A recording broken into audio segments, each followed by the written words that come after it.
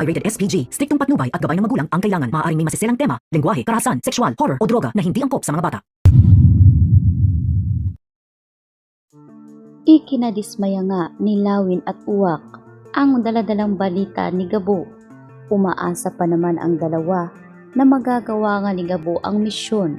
Subalit tulad ng kanilang inaasahan ay wala ngang naiuwi si Gabo na Victor.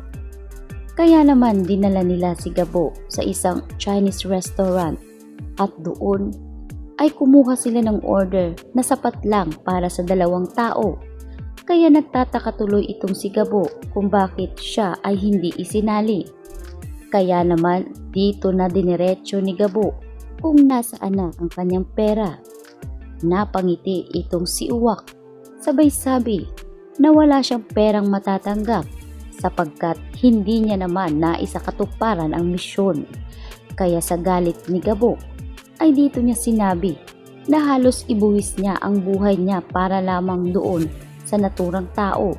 Subalit naagawan umano siya dahil sumpot ang isang NCIA na kung saan sila rin ang nakakuha sa naturang tao. Kaya umalis si Gabo, masama ang loob, at dito na siya umuwi sa kanila.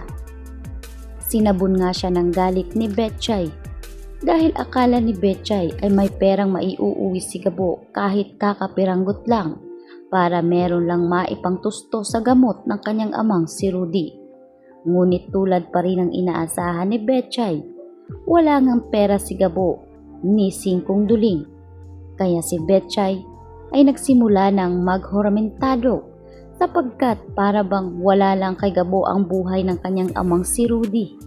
Nag-aagaw buhay ngayon ang kanyang ama, kaya kinakailangan nilang gumawa ng paraan para makalikom ng pera.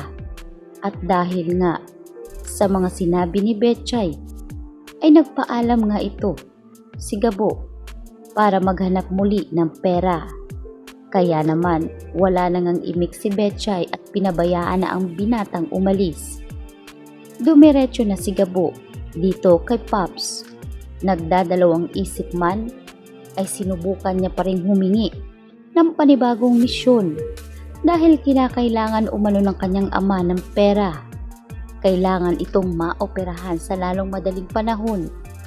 Kaya naman sinabi ni Pops na kung nais talaga ni Gabo na matulungan ang kanyang ama ay marami siyang misyon na pwedeng ibigay.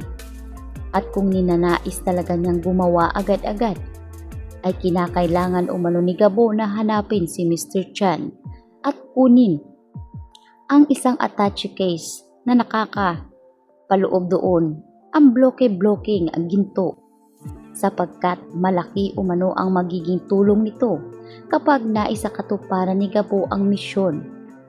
At kapag nagawa nga ito ni Gabo, ay makukuha pa ni Gabo ang higit sa perang kinakailangan niya. Umalis si Gabo, ngunit bago nga niya gawin ang misyon ay binisita niya ang kanyang ama. Doon ay muli na namang inatake si Rudy at muntik na nga itong mawala kay Gabo at Betchay.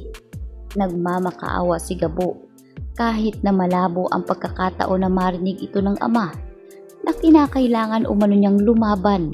Gagawa umano siya ng paraan kahit ano, kahit ibuwis niya pa ang buhay niya, makauwi lang ng pera na sasapat para sa operasyon.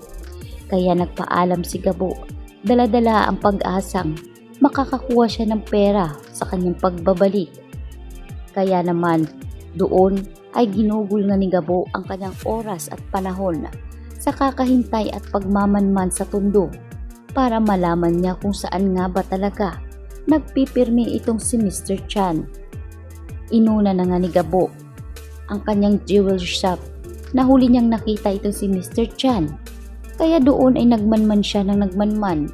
Subalit nang makita niyang papalabas na ang convoy nitong si Mr. Chan ay sinundan niya ito ng palihim. Kaya naman dito ay nakita niya si Mr. Chan na pumasok muli sa Jade Imperial kung saan doon niya nga rin nakita ang transaksyon ng mga Zafra at nitong si Mr. Chan. Dahan-dahan siyang pumunta roon tulad ng kanyang huling ginawa ay sa exit pa rin siya dumaan. Minanmanan niya ng mabuti at dito niya sinundan. Pagkatapos ay dito niya na nga sinunggaban si Mr. Chan at nakipagbakbakan si Gabo para sa naturang attache case na naglalaman ng mga ginto. Kaya naman hindi niya rin inaasahan na doon niya makikita itong si Samantha. Nagkatitigan ang dalawa. Kaya naman malaking katanungan din para kay Samantha kung sino nga ba talaga ang lalaking ito. Makailang ulit niya rin itinanong ito kay Victor Safra. Subalit wala ngang naisagot si Victor. Dahil wala rin siyang alam kung sino nga ba talaga ang taong tinutukoy ni Samantha. Kaya naman doon ay magkasabay nga nilang nilusob si Mr. Chan. Wala umanong pakialam si Samantha sa mga turang ginto dahil hindi niya rin inaasaan kung gaano kadami ang gintong iyon. Dahil ang importante kay Samantha ay mahuli si Mr. Chan para mismo si Mr. Chan na ang magsabi kung sino nga ba talaga ang nasa likod ng mga naturang sindikato. Ngunit ilalaglag nga ba ni Mr. Chan itong mga Zafra? Gayong nakikipaghabulan rin itong si Lucas para mapaslang itong si Chan. Nais rin kunin ng mga Zafra ang ginto na kanilang ibinigay kapalit ng pera sapagkat naniniwala itong si Lucas at tinraidor nga sila nitong si Chan. Ngunit naunahan na nga si Lucas ni Gabo. Nakuha ni Gabo ang naturang attache case at agad na itong umalis sa naturang lugar habang itong si Samantha ay nakikipagbakbakan pa rin para makuha itong si Mr. Chan na nahuli naman ito. Ngunit agad nga itong tinodas ni Lucas bago pa man ito tuluyang madala sa presinto. Hindi umano pwedeng kumanta si Mr. Chan at wala dapat masabi si Mr. Chan sa media kung sino nga ba talaga ang mga taong nasa likod ng mga naturang malalaking sindikato. Maingat ang mga Zafra pagdating sa kanilang organisasyon at hindi nga gusto ng mama nitong si Lucas na malaman at sumabit ang kanilang pangalan. Kaya itong si Gabo ay dali-dali na rin itong umalis at pabalik na sa hideout nitong si Pops. Tuwang-tuwa si Pops at hindi umano siya binigo nito. Kaya naman tila natalo pa sa loto si Uwak at Lawin dahil nagawa pa nga nitong makipagpustahan na naman sa kanyang mga tropa. At sa kasamaang palad, natalo nga ang dalawa dahil nga dito ay sinabi nga ni Gabo na kung seseryosohin niya naman talaga ang misyon ay kayang-kaya niya. Nagkataon lang na mas malakas ang kanyang mga kalaban kaya naagawan umano siya dito kay Victor. Ngunit kung sapat lang ang kanilang mga armas, ay kayang-kaya niyang makipagsabayan higit pa sa mga NCIA na yan. Kaya naman, bilang ganti sa ginawa nitong si Gabo, ay ibinigay nga ni Pops ang isang bloking ginto para sa pagbabago ni Gabo sa kanyang panibagong buhay. Kaya naman laking pasasalamat ni Gabo at tuwang-tuwa ito. Ngunit mas ninais niya na lamang makaklikom ng pera kesa sa ginto.